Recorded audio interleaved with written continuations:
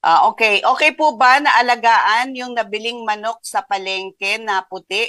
Oo. Ayan. O pangkatay na lang po yon. Test ng Quezon City. Okay ba alagaan yung nabiling manok sa palengke? Ano Buhay kaya? pa yung... Iniisip ko, paano ba?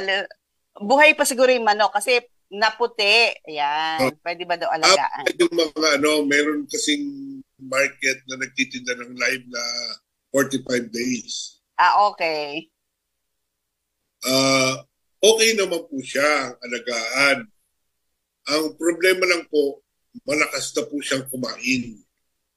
Lalaki po siya talaga kung lalaki. Ang problema lang po, Kain lang ng kain yun. lugi kayo, lugi na kayo sa feeds kung patatagalin niyo pa siya ng pagkain.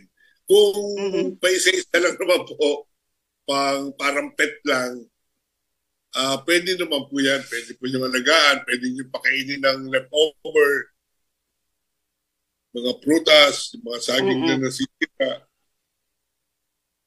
Pwede po yan. Okay.